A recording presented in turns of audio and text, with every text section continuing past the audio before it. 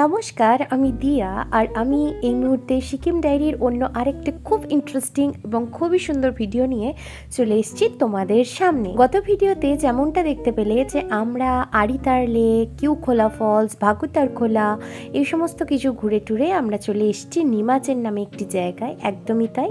এবং এখানে আমরা সমৃদ্ধি হোমস্টেতে আজকে রাতটা কাটাবো। আর আমাদের ঘোরা মোটামুটি অন্তিম পর্যায়েই বলতে পারো।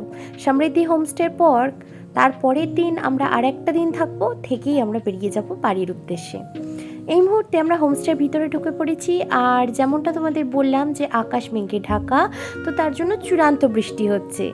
আর এই হোমস্টেতে আমাদেরকে কে স্বাগত জানিয়েছে জানো? ওর নাম নিমচি। ও ছোট্ট একটা বেড়াল, কি ভীষণ সুন্দর না দেখতে। আর এই মুহূর্তে আমরা খাওয়া দাওয়া করে একটু হোমস্টে থেকে বাইরে বেরিয়েছি পারিপার্শ্বিক পরিবেশটাকে একটু উপভোগ করব বলে। পাহাড় মানে সেখানে তুমি যেখানটাতে যাবে সেখানটাতেই উপভোগ করতে পারবে।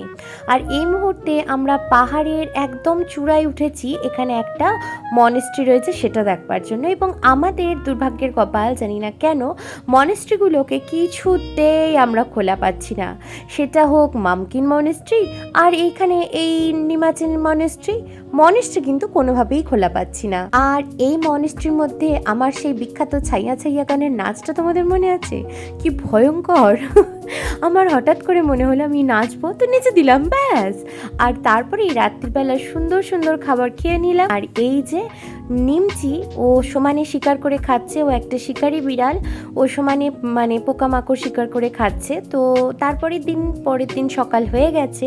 তো আজকে আমরা খুব ইন্টারেস্টিং ভিউ পয়েন্ট দেখবো, সেটুকুনটাই তোমাদের সাথে শেয়ার করব।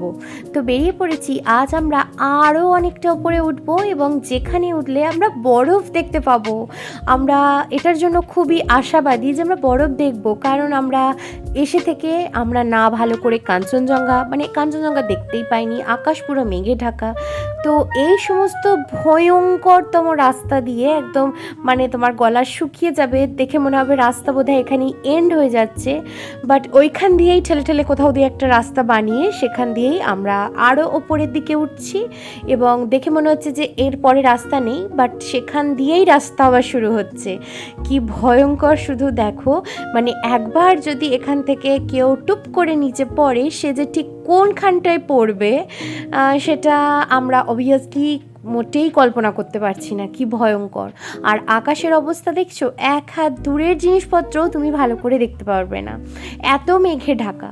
তবে আমরা কিছুজনকে জিজ্ঞাসা করেছিলাম, তো সেইখানে লোকজনরা বলেছিল আজকে নাকি ওয়েদার স্টিল একটু ভালো।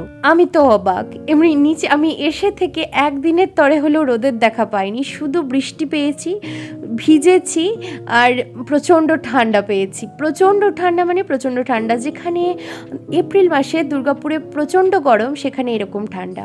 আর দেখো ওইখানে দুজন লোক দাঁড়িয়ে আছে, বিশাল বিশাল লেন্স নিয়ে এসছে ওরা। এখানে যে জিগজ্যাগ রুট, যেটা আমরা এই মুহূর্তে রয়েছি জিগজ্যাগ রুট বা সিল্ক রুট, সেখানের ছবি তুলবে বলে। বাট পোড়া কপাল হলে যা হয়, একেবারেই ভালো ভিউ পাওয়া যাচ্ছে না। আমরা যাচ্ছি শুধু অপেক্ষা করছি কখন বরফ দেখতে পাবো। আমি রাস্তাঘাটে কিছু সাদা রঙের জিনিস দেখলেই ভাবছি এই তো বোধহয় বরফ পেয়ে গেছি। আর এই যে জায়গাটা দেখছো, এই জায়গাটা থেকে নিচের পুরো সিল্ক রুট ভীষণ ক্লিয়ার আসে। এখান থেকেই লোকজন ছবি নেয়। বাট আমাদের পোড়া কপাল হলে যা হয়, পুরো সাদা হয়ে আছে, কিচ্ছু দেখা যাচ্ছে না। ভাবতে পারছো এইরকম বাজে কপাল কার হয়? আর এইখানেই আমরা প্রায় 11,000 ফুট ওপরে রয়েছি। তো এখান থেকে সামান্য একটু মেঘ সরেছে বলে আমরা একটুখানি হলেও সিল্ক রুটটা যে কিভাবে আসছে সেটা লক্ষ্য করতে পেরেছি।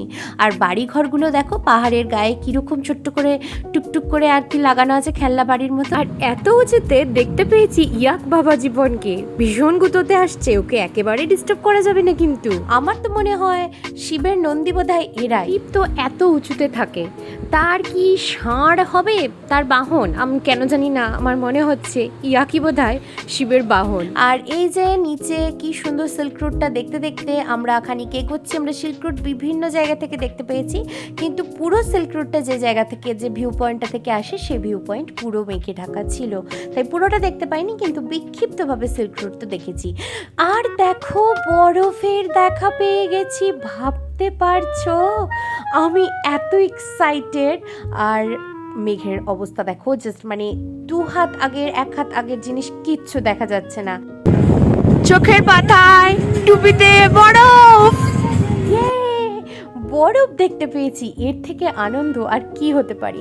আর এই মুহূর্তে আমরা গুটি গুটি টুকি টুকি পায়ে এগিয়ে চলেছি একটা ভিউ পয়েন্টের দিকে, তার নাম হলো নাথাং ভ্যালি। আর সেই একই মেঘে ঢাকা থাকার জন্য ভ্যালি একেবারেই ভিজিবল ছিল না। আর আমরা এই মুহূর্তে 11,000 ফুটের থেকেও আরো অনেকটা উপরে আছি। আর এই মুহূর্তে আমরা নাথাং ভ্যালিতে দাঁড়িয়ে আছি। পেয়ে গেছি বরফ, কিন্তু নোংরা বরফ যদিও বা, কিন্তু যাই হোক বরফ তো পেয়েছি, এটাই বিশাল আনন্দের ব্যাপার। বরফটাকে মুঠো করে ধরতে পারছি, আর কি চাই। কিন্তু এখনো অবধি সেরকম বরফ আমরা পাইনি, আরও পাবো। নাথাং ভ্যালিতে বরফ পেয়ে প্রচণ্ড আপ্লুত হয়ে ভিডিওটা আমি এখানেই শেষ করছি। তোমাদের সাথে দেখা হচ্ছে খুব তাড়াতাড়ি পরের ভিডিওতে। টাটা।